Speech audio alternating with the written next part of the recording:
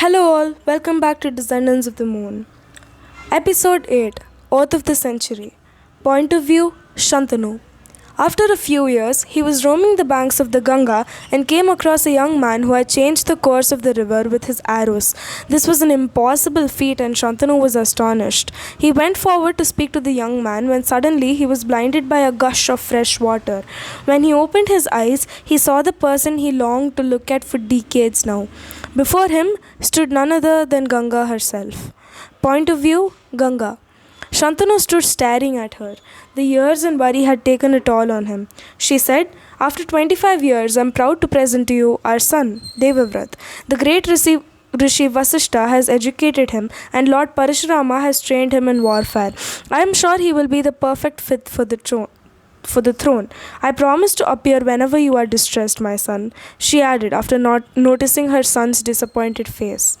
Point of view Shantanu. Shantanu was on cloud nine. This was the happiest thing that had happened to him in 25 years.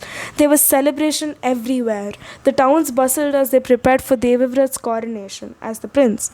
A few weeks after Devavrat became prince, King Shantanu was roaming the banks of the Ganga when he spotted a mesmerizing woman.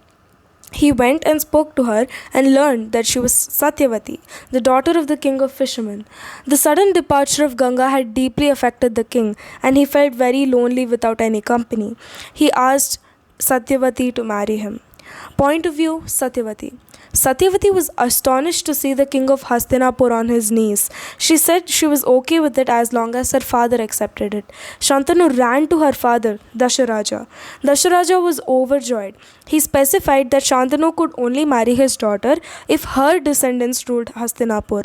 Devavrat should not become the king. Neither should his sons compete for the throne. Satyavati saw the king's face tighten as he turned around and left without a word. Point of view Shantanu.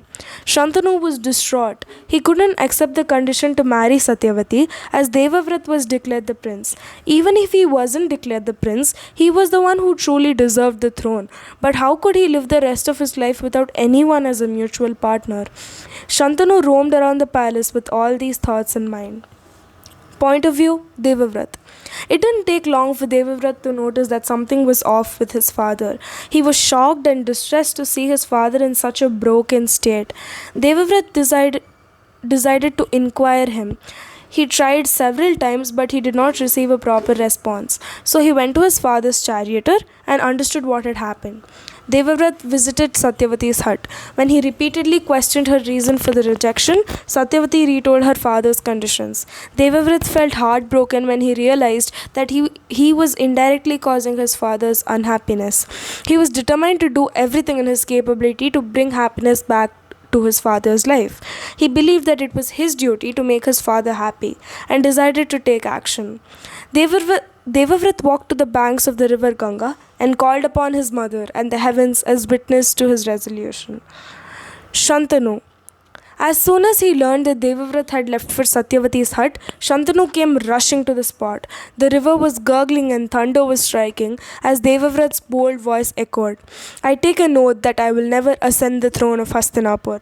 I will also live my life as a celibate. I will not get married in this lifetime." Shantanu was shocked and impressed that his son had decided to take such a great sacrifice for him. He granted his son the boon of Icha Mrityu, or death at will. He also declared that Devavrat would be known as Bhishma, the fierce one.